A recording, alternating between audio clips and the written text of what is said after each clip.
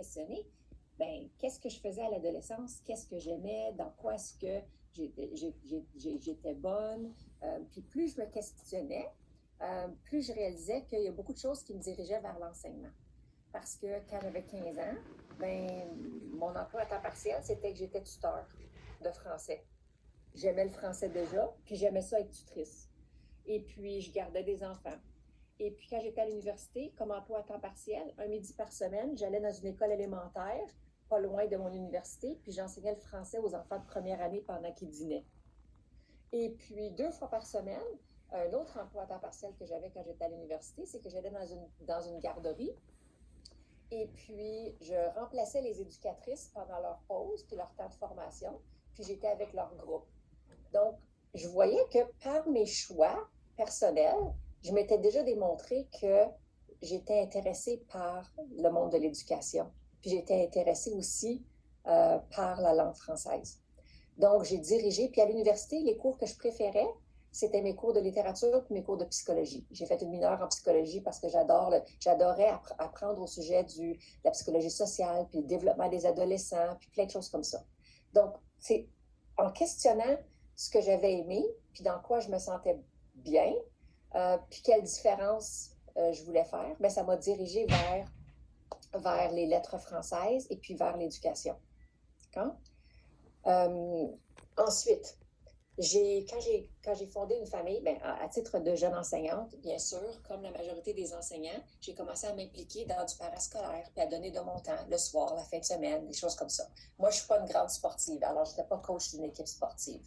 J'aidais les élèves à planifier des spectacles de fin d'année. Je les surveillais quand ils faisaient j'accompagnais leur équipe d'impro, je surveillais l'équipe d'échecs. Ça, c'était mon genre de parascolaire, d'accord? On va selon nos intérêts. Quand j'ai eu des enfants, j'étais tellement reconnaissante que des éducateurs qui étaient là pour mes enfants, que je me suis dit, moi aussi, je veux donner quelque chose. Donc, j'ai décidé de m'impliquer dans le centre de petite enfance. Donc, c'est comme des garderies, OK, mais au Québec, mais c'est un système de garderie. Puis j'ai dit, ben moi, je suis certaine que je suis capable de faire une différence. Puis, plus je m'impliquais bénévolement, plus je voyais que non seulement j'aidais les autres, mais moi aussi, ça m'aidait. Parce que j'ai appris des choses en faisant du bénévolat. J'ai rencontré des gens super intéressants que j'aurais jamais rencontrés si j'avais pas fait ces choses-là. Donc, je ne sais pas si vous le savez, mais des organismes à but non lucratif, des organismes qui sont pas là pour faire de l'argent, ben, ils ont presque toujours un conseil d'administration. Parce qu'il faut surveiller les deniers publics, les sous qui appartiennent à la population. Donc, on a presque toujours une équipe de gestion qui travaille là, qui est payée, qui est rémunérée, puis qui fait le gros du travail.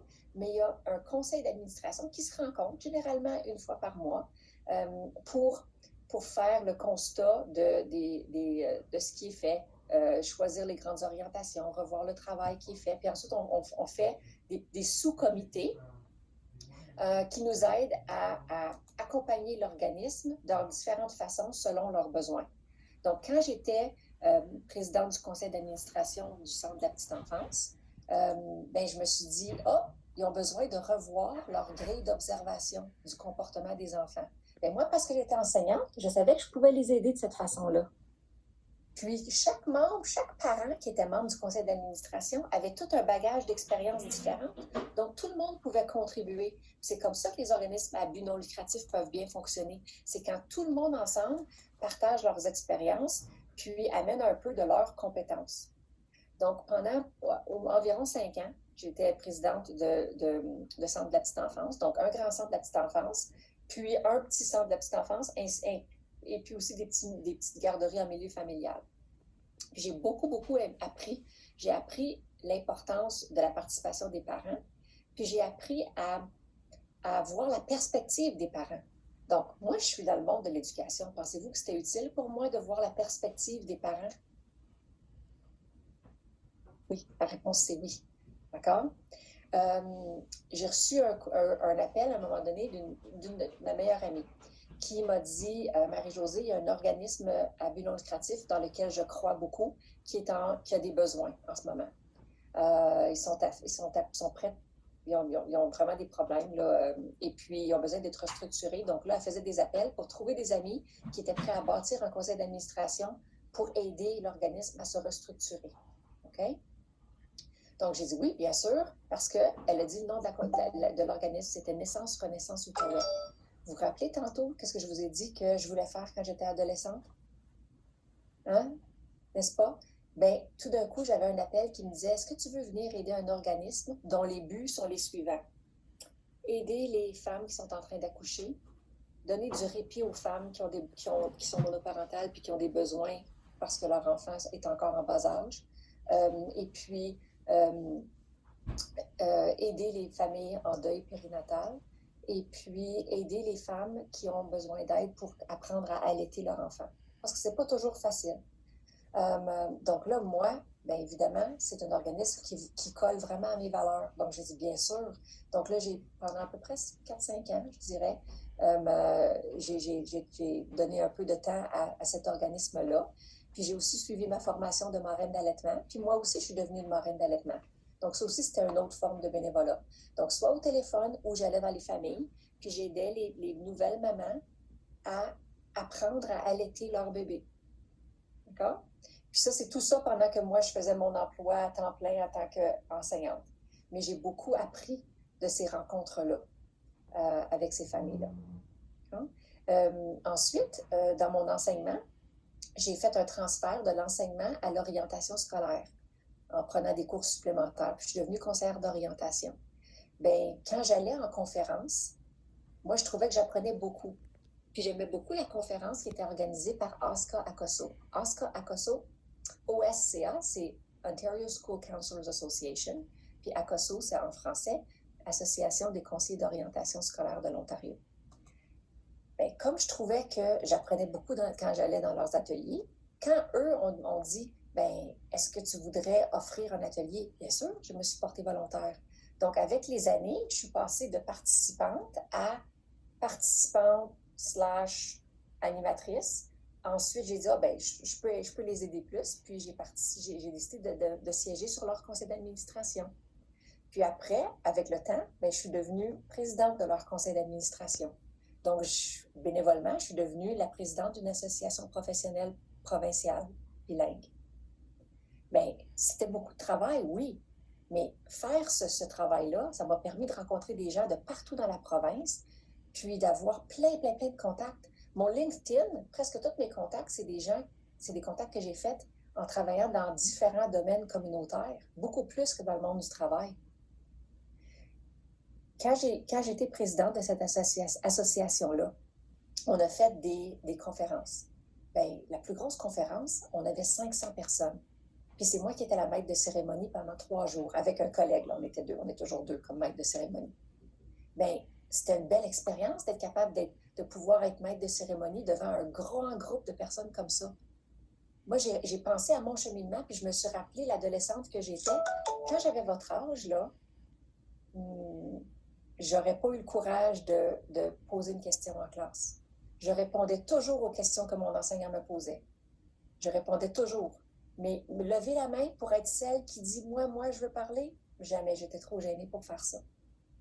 Même quand je suis devenue enseignante, j'étais pas gênée devant un groupe d'élèves, mais j'étais gênée devant un groupe de 20 adultes. Mais avec toutes mes expériences, ben, rendue à 40 ans, j'étais capable d'être maître de cérémonie devant 500 personnes de façon bilingue. Mais c'est parce que j'ai eu l'occasion de vivre toutes ces expériences-là qui m'ont mené vers ça. Donc, le message que je veux que vous gardiez, c'est premièrement, vous avez tous il y a quelques messages clés là, que je veux que vous vous rappelez, d'accord? On a tous quelque chose à donner. Vous pouvez tous contribuer. Les expériences de bénévolat que je vous ai données, qui sont les miens, ils étaient variés, n'est-ce pas? Je vous ai parlé d'un centre de la petite enfance, je vous ai parlé d'un organisme à but non lucratif, puis je vous ai parlé d'une association professionnelle. C'est 3 milieux complètement différents. Il y a bien des façons de faire du bénévolat, sont toutes valables. Puis quand on donne aux autres, on est souvent surpris de ce que ça nous donne, nous autres aussi. Le minimum que ça va faire, c'est que ça va nous permettre à mieux nous connaître. on découvre des forces en faisant du bénévolat parce qu'en faisant du bénévolat, on fait des choses différentes de ce qu'on fait à l'école. Donc, on découvre des forces, on découvre des choses qu'on aime faire, on découvre des choses qu'on n'aime pas, on rencontre des gens aussi, et puis on apprend à s'adapter au changement. Parce que souvent, du bénévolat, c'est juste une journée, ou c'est quelques heures par semaine pendant plusieurs semaines. Ça dépend, les occasions sont toujours là. Puis peu importe notre âge, on peut faire une différence. Quand j'étais en Mer des Lauriers, avec un groupe d'étudiants, d'élèves, on était allés pendant la semaine pas la semaine, mais la fin de semaine des courses d'Ottawa. Puis, tous les élèves de Mer des Lauriers qui étaient avec moi, puis un autre enseignant, étaient responsables de la sécurité routière pendant le marathon puis le demi-marathon d'Ottawa. Bien, c'était des adolescents, mais c'était Pensez à la différence qu'ils ont faite, ces ados-là. C'était une journée de fin de semaine qu'ils ont donné, mais ils ont donné beaucoup de joie à beaucoup de personnes. Ils ont assuré la sécurité pendant que plusieurs personnes réalisaient un rêve de leur vie, de faire leur premier marathon. C'est gros, ça. C'est important. Donc, faut être fier de chaque petite occasion où on est capable de donner à son prochain. D'accord? Moi, j'ai un garçon qui aime beaucoup le hockey. OK? Et puis, j'ai dit, trouve un endroit où tu peux faire du bénévolat, où tu peux faire une différence. Lui, il aime déjà le hockey, puis il aime déjà le patin. Il est allé à une patinoire à tous les dimanches matins pendant tout un hiver, puis pendant 2 heures, il patinait avec des petits-enfants qui sont autistes. OK? Il avait juste 14 ans, mais il faisait une différence en train de faire quoi? Patiner, quelque chose qu'il aime faire. Hein? Donc, c'est pas toujours compliqué pour être capable de faire une différence. Il faut juste... Mais en faisant ça, il a rencontré d'autres personnes, puis il a appris qu'il est capable d'avoir un peu de leadership, puis il a appris de la patience avec les jeunes enfants. Donc, lui, il est allé là seulement avec son expérience de joueur de hockey, mais quand il est ressorti de là, il est ressorti avec de l'expérience de patience avec des jeunes enfants. N'est-ce pas? Donc, on en retire toujours beaucoup quand on donne aux autres. Puis moi, je vous encourage à toujours lever la main pour être bénévole, pour être volontaire. Que ce soit d'être représentant de votre classe, de faire partie du gouvernement des élèves de votre école, d'aider à organiser un comité dans votre école, n'importe quoi. Toutes ces occasions-là vont vous apprendre à développer certaines compétences. Ça va augmenter votre confiance en vous. Ça va augmenter vos contacts. Et puis ça, tout en aidant les autres. Hein? Puis si toutes ces choses-là fonctionnent, c'est parce qu'il y a assez de gens qui donnent de leur temps.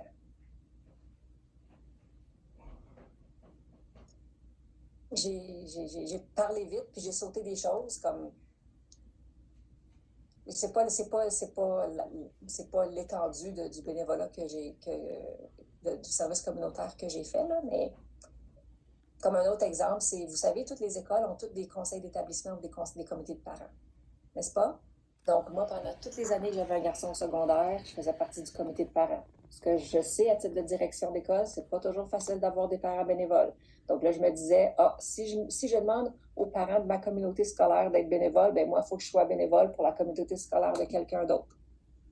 Puis c'est comme ça que ça roule. C'est comme ça qu'il y a toujours assez de gens pour faire des choses. D'accord?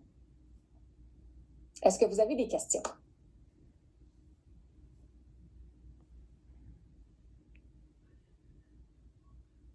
Non. OK.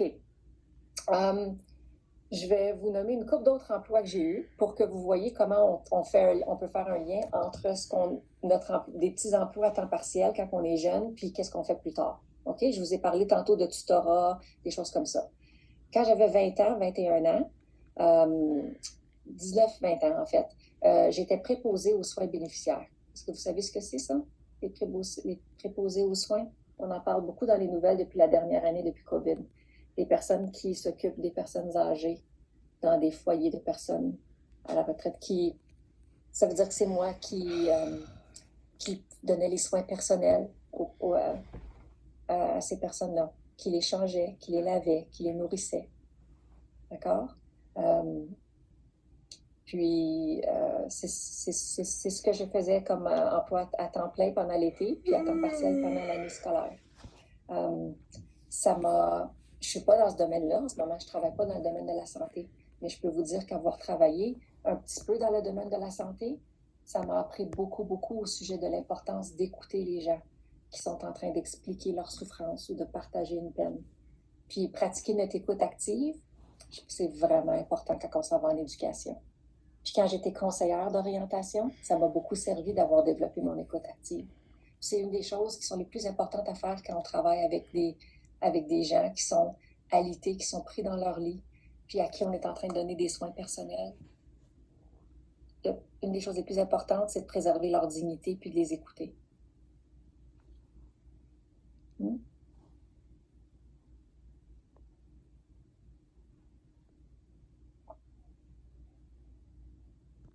Une question.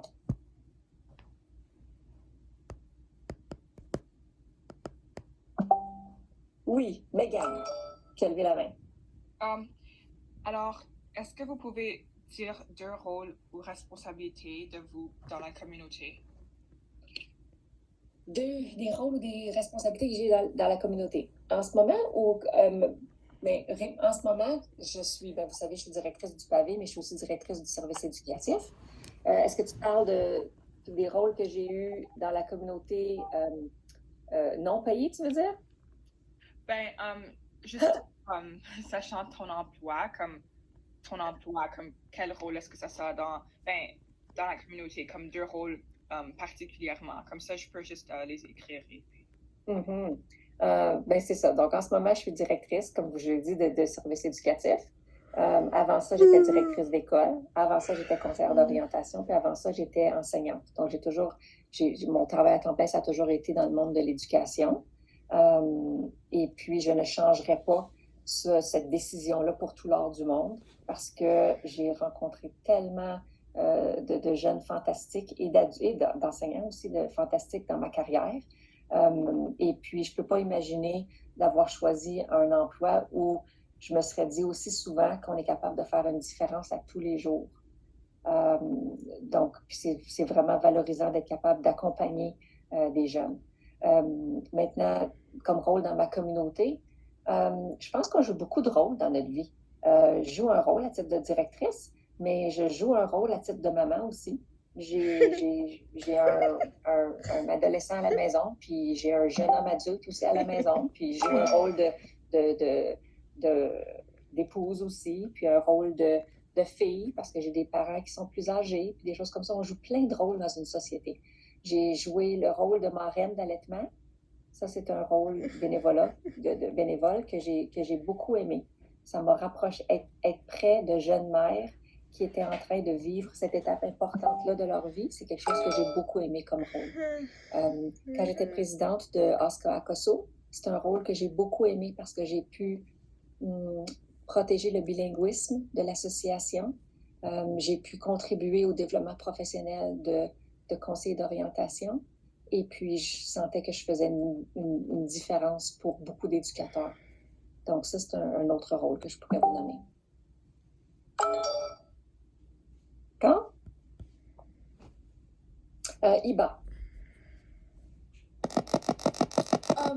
Maintenant, c'était quoi vos intérêts quand vous étiez ado à propos du milieu de travail?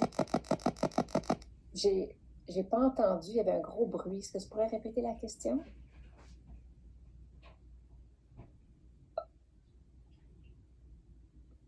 Tu vas l'écrire dans le chat? Est-ce que vous m'entendez maintenant? Oh, maintenant, je t'entends bien, merci. Ok. J'ai dit, c'était quoi vos intérêts quand vous étiez ado à propos du milieu du travail? Mes intérêts, comme j'ai dit tantôt, quand j'étais ado, je pensais que j'allais être médecin. Mais mes intérêts, je peux dire que j'aimais l'école en général. Je n'aimais pas tous les sujets, là, mais j'aimais l'école en général. J'aimais la lecture. Et puis, j'aimais la danse. C'était ça. C'était pas mal ça, mes principaux intérêts quand j'étais adolescente. J'ai jamais eu de talent pour dessiner. Et puis, j'ai jamais considéré la danse comme une décision professionnelle parce que j'ai toujours su que j'étais assez bonne pour danser pour le plaisir, pas pour faire carrière. Donc, c'était ça mes intérêts. Est-ce que ton emploi te permet de contribuer au changement d'enjeux civiques national, municipal ou international, comme autour du monde? Est-ce que c'est possible d'aider des gens autour du monde ou est-ce que c'est juste orienté? Je ne pense pas que mon emploi me permet d'avoir un impact international direct, mais ça me permet d'avoir un impact indirect. C'est-à-dire que quand on enseigne à des élèves à avoir une voix, puis de s'impliquer dans leur communauté civiquement, on est en train de créer des gens qui vont faire une différence dans le monde entier. Donc, c'est pas direct, c'est pas à cause de moi que les gens font ça, mais c'est à cause de tous les gens dans le monde de l'éducation que les jeunes sont capables de développer un intérêt pour la vie civique. Puis je reconnais que c'est pas tous les enseignants qui vous en parlent, puis c'est pas tout le monde qui mousse cet intérêt-là chez vous, hein, n'est-ce pas? Mais il suffit que vous rencontrez au moins quelques personnes ici et là dans votre parcours qui ont cette piqûre-là pour avoir un intérêt dans leur communauté pour que vous, ensuite, vous alliez faire cette différence-là dans différentes causes. C'est certain qu'on choisit tous des causes puis on s'implique tous différemment. Moi, je me souviens quand j'enseignais, j'étais dans ma vingtaine et puis j'enseignais à un groupe d'adolescents. Puis il y avait un jeune garçon dont la mère allait se faire déporter. Puis tous mes élèves, on a rédigé ensemble une lettre pour le gouvernement, avec toutes les raisons pour lesquelles cette famille-là ne devrait pas être déportée. Puis on est allé faire une conférence de presse c'est pas nous qui avons organisé la conférence de presse, c'est une association professionnelle qui représentait la famille, mais nous, on s'est joints à eux, puis les jeunes ont pu donner leur voix, puis ont pu contribuer à expliquer pourquoi cette famille-là, elle devrait être citoyenne canadienne. C'est pas à cause de nous que ça a fonctionné puis qui sont maintenant citoyens canadiens, je le sais. Sauf que ce groupe-là a contribué à ça. Puis c'est l'effort collectif de plein de monde qui a pu soutenir cette famille-là. Donc, il y a plein de façons qu'on est capable de faire une petite différence qui a un impact ailleurs là, dans le monde. Juste encourager le monde à aller voter à toutes les fois. Puis pas juste quand c'est fédéral. Fédéral, provincial, municipal. Quand on a le droit de voter, on va donner notre opinion. Par responsabilité, puis aussi par respect pour tout le monde sur la planète qui veulent avoir ce droit-là, puis qui ne peuvent pas l'avoir.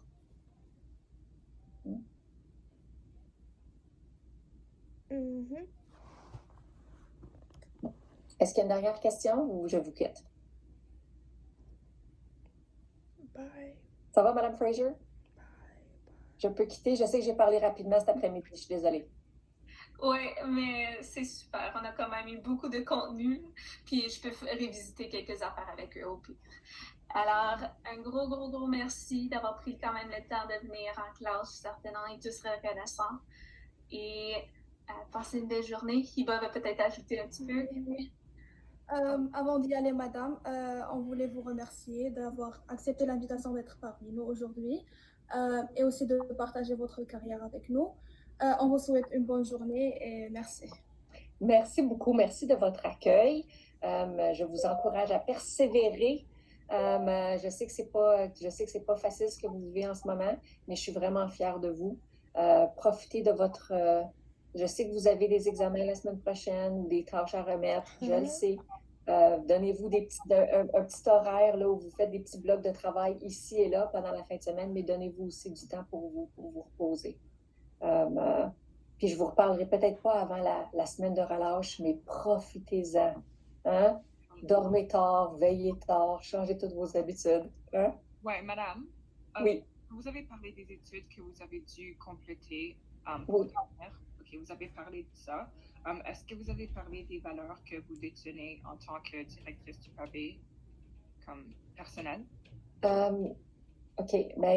Mes études, j'ai eu le plaisir d'étudier à 4 universités différentes, à l'Université d'Alousie, à l'Université d'Aix-Marseille au sud de la France, à l'Université McGill et à l'Université de Montréal. un peu une partie de mes études à différents endroits. Donc, je me sens choyée d'avoir vécu des expériences variées qui m'ont menée vers l'éducation. Mes valeurs, je dirais que la bienveillance, j'espère que c'est une des valeurs qui transcende avec le personnel, et puis l'équité. Et puis, je pense que ça a toujours été important pour moi de traiter tout le monde de façon juste et équitable, puis que tout le monde autour de moi reçoive et traite les autres de façon juste et équitable aussi. Je prône beaucoup la force du groupe. Donc, les rencontres de groupe, les décisions prises en groupe, aller chercher l'opinion du groupe. Donc, pour moi, l'implication puis l'écoute de l'ensemble des gens, c'est une valeur aussi. J'espère qu'au pavé, les gens sentent qu'il y a de la bienveillance, sentent qu'il y a de l'équité. C'est ce que je peux vous transmettre là, comme première valeur. OK. Et vous avez aussi mentionné comme les enjeux que vous aidez à améliorer, pas internationalement ou quelque chose, mais juste comme à l'école. Les enjeux que j'ai aidés à...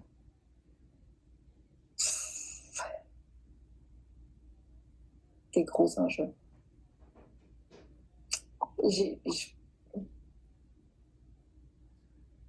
Ben, ça, c'est quelque chose que j'ai pas dit à l'autre groupe, mais une fois, j'ai reçu un prix provincial pour un prix de reconnaissance pour avoir contribué au développement des conseillers d'orientation scolaire de la province de l'Ontario. Donc, j'imagine que si j'ai reçu ce prix-là, c'est peut-être parce qu'ils pensent que j'ai eu un impact sur le développement professionnel des gens. Donc, ça, c'est peut-être un enjeu. Puis, je me dis, plus on aide des gens qui aident des jeunes, ben, plus ça aide des jeunes. C'est par ricochet, hein? Ouais, OK. C'est comme quand on aide un parent à être un meilleur parent, ça bénéficie à l'enfant. On n'est pas directement en train d'aider l'enfant, mais si on apprend à un parent à être meilleur parent, on aide indirectement l'enfant. Ouais, OK. Merci. Je vous souhaite une bonne fin de journée puis une bonne fin de semaine. Vous aussi. Bye, madame. Bye. Bye, madame. Bye.